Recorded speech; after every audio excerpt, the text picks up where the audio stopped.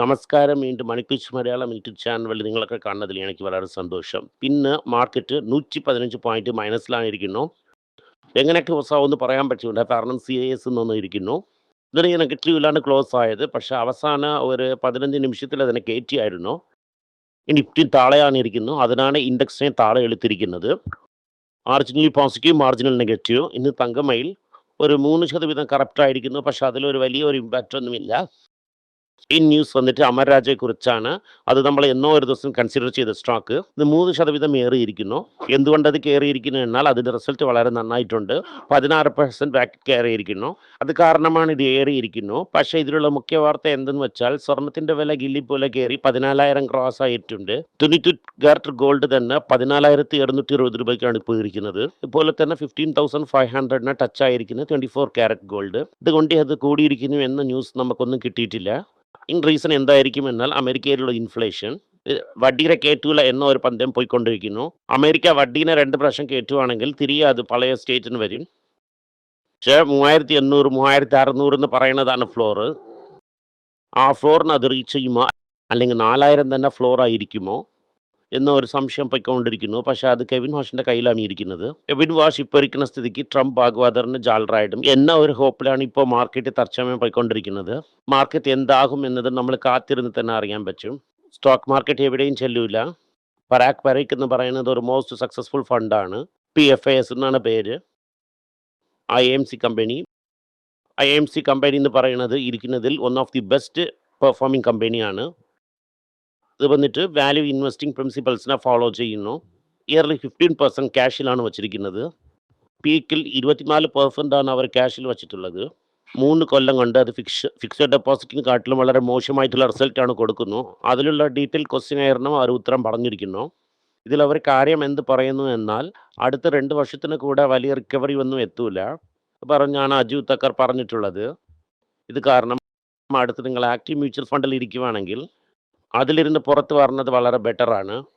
ഇപ്പം ചില ആൾക്കാരൊക്കെ എന്ത് പറയുന്നു എന്നാൽ അനന്ത് ശ്രീനിവാസൻ ഒന്നും അറിയത്തില്ല, അവർ വന്നിട്ട് ആക്റ്റീവ് മ്യൂച്വൽ ഫണ്ട് വേണ്ടാന്ന് പറയുന്നു. അങ്ങനെ നോക്കുമ്പോൾ എതിട്ടാലും ലോസ് ഇരിക്കുന്നു. അപ്പോൾ നിങ്ങൾ മ്യൂച്വൽ ഫണ്ടിനെ ദണ്ഡമായി വിടൂ എന്ന് പറയുന്നത് പോലെയാണ് പറയുന്നു.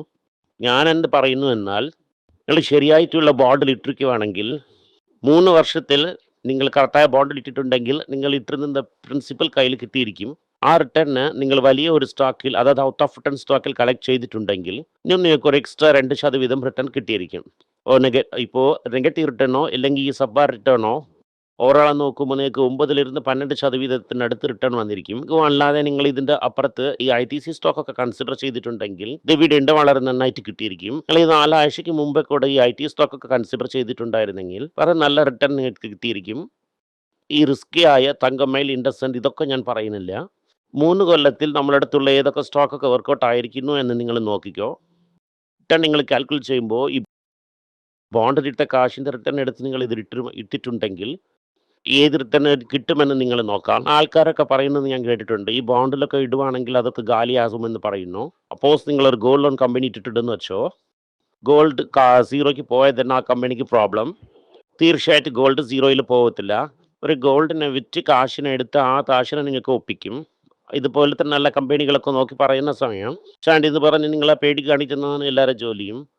കാരണം എന്തെന്ന് വെച്ചാൽ അവർക്ക് മാസം കമ്മീഷൻ കിട്ടും.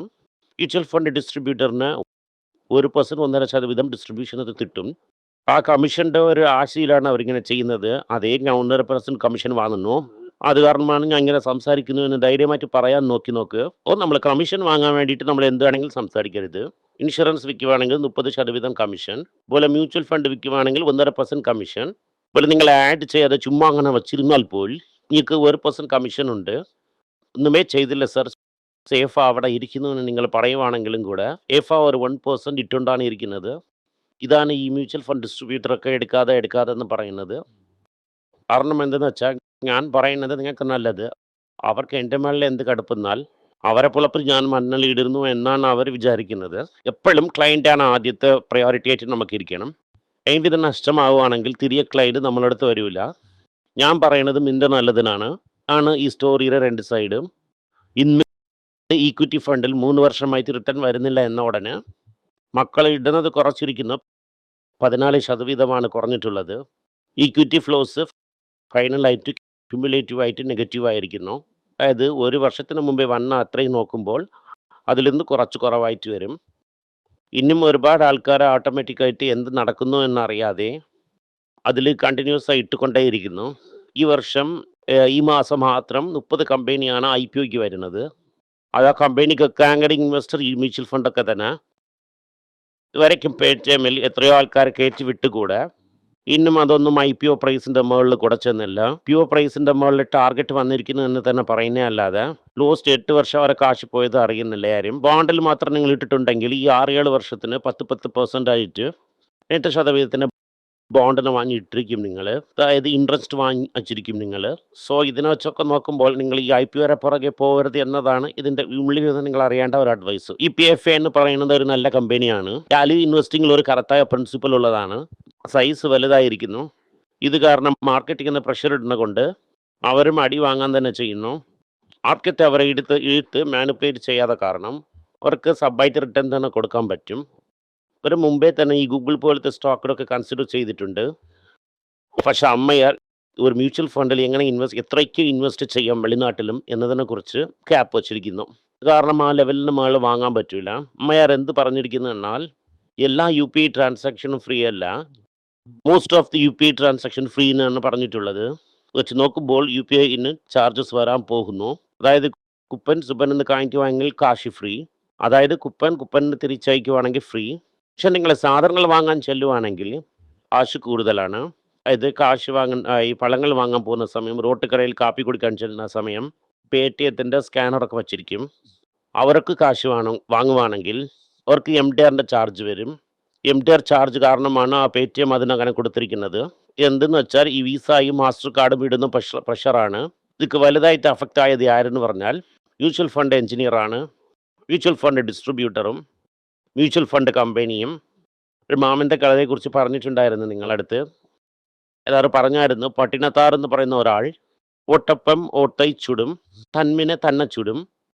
ഇപ്പോൾ ഇത് എന്തായെന്ന് വെച്ചാൽ ഇതിലുള്ള മിഡിൽ ക്ലാസ്സിലിരുന്ന് കാശിനെ എടുത്ത് സ്ക്രിപ്റ്റ് ഫീസ് കൊടുക്കാൻ പോയ സ്ഥലങ്ങളിൽ ഒരു 40% ഓഫ് ദി ചെറിയ മ്യൂച്വൽ ഫണ്ട്സ് എല്ലാം MTI UPI റൂട്ടിൽ വരുന്നു.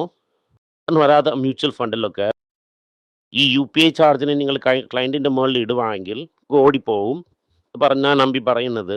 കാരണം വലിയൊരു അടി വാങ്ങാൻ പോകുന്നു ഈ മ്യൂച്വൽ ഫണ്ട് ഇൻഡസ്ട്രിയും. ഗുഡ്സോടെ എത്തിക്കുന്ന ആൾക്കാർ എന്ത് ചെയ്യുന്നത് വെച്ചാൽ ആ പഴങ്ങളിൽ 2 രൂപ വിലയെ കയറ്റിയുണ്ട് ഇത് അതെന്നൊക്കെ പറഞ്ഞ് അമ്മയാരിൻ്റെ പേരിൽ സംസാരിച്ചുകൊണ്ട് പോകും. ഒരാളായിട്ട് വിലവാശി കയറി എല്ലാം നിങ്ങളെ തലയിൽ തന്നെ ഉരുളാൻ പോകുന്നു. അമ്മയാർ വേറെ കാര്യങ്ങളെക്കുറിച്ച് പറയുന്ന കാരണം അണ്ടർസ്റ്റാൻഡിംഗ് ഒക്കെ മാറിക്കൊണ്ടാണ് പോകുന്നത്. ഇന്നുള്ള ന്യൂസ് അമ്മയാരെന്തെങ്കിലും മാറ്റി പറയുവാണെങ്കിൽ തിരികെ ആ കാര്യങ്ങളൊക്കെ റിപ്പീറ്റ് ചെയ്യാൻ നിങ്ങളടുത്ത് ആണ്. ഇപ്പോൾ ഇരിക്കുന്ന ഈ മ്യൂച്വൽ ഫണ്ടിൻ്റെ കാര്യങ്ങൾ തിരികെ അടുത്ത കാര്യത്തിനെ കുറിച്ച് നോക്കാം. ഗോൾഡ് റിസോഴ്സിലൊക്കെ ഈ ഗോൾഡിൻ്റെ റിസോഴ്സ് ഒക്കെ കുറഞ്ഞിരിക്കുന്നു എന്നാണ് പറയുന്നത്. എന്ന് നോക്കുമ്പോൾ ടോട്ടൽ റിസോഴ്സിൽ ഗോൾഡിൻ്റെ റിസോഴ്സ് പെർസെൻറ്റേജ് കൊണ്ട് കുറഞ്ഞിട്ടുണ്ട്. 15% കുറഞ്ഞ് 9 month ലോ ആയിരിക്കുന്നു. ഇത് ഡീറ്റെയിൽഡായി നോക്കുവാണെങ്കിൽ 40 ബില്യൺ 50 ബില്യൺ പുറത്ത് കടം വാങ്ങിയ കാരണം എന്തെങ്കിലും നടന്നിരിക്കുന്ന എന്ന് ഡീറ്റെയിൽഡായി നോക്കിയാൽ തന്നെ അറിയാൻ പറ്റും. പക്ഷേ ഗോൾഡ് റിസർവ് കുറഞ്ഞിരിക്കുന്നു. ഇത് ഒഫീഷ്യലായിട്ട് RBI കൊടുത്ത ഡേറ്റ ആണ്. ഡോക്ടർ റെഡ്ഡി എന്ത് പറഞ്ഞിരിക്കുന്നു എന്നാൽ നോവാർട്ടിസിൻ്റെ ഒപ്പം 2022 ഒരു ഡീൽ അവർ സംസാരിച്ചിട്ടുണ്ടായിരുന്നു. ആ ഡീൽ എന്തെന്ന് വെച്ചാൽ അവരെ സെർട്ടൻ ബ്രാൻഡിനെ ഡിസ്ട്രിബ്യൂട്ട് ചെയ്ത കാരണം റെഡ്ഡിയുടെ ഡിസ്ട്രിബ്യൂഷൻ നെറ്റ്വർക്കിൽ നോവാർട്ടിസിൻ്റെ കൺട്രോളിങ് സ്റ്റേക്ക് മാറിയ കാരണം റെഡ്ഡിയും അവർ കോമ്പറ്റീറ്ററായിരുന്ന കാരണവും റെഡ്ഡിക്ക് അതിനെ കണ്ടിന്യൂ ചെയ്യാൻ പറ്റിയില്ലായിരുന്നു. അപ്പോൾ റെഡ്ഡി അതിനെ നിർത്തിയിരിക്കുന്നു. കാരണം റെഡ്ഡി 4% മുകളിൽ എഗ്രിയിരിക്കുന്നു. അടുത്ത സർപ്രൈസ് ന്യൂസ് എന്തെന്ന് വെച്ചാൽ അമർ രാജ 14% ആണ് അവർ നെറ്റ് പ്രോഫിറ്റിന് അവർ കയറ്റിയിരിക്കുന്നത്. വിദ്യമയാനിൽ കുറച്ചിരിക്കുന്നു. ഇപ്പോൾ പുറത്ത് വരാൻ തുടങ്ങിയിരിക്കുന്നു.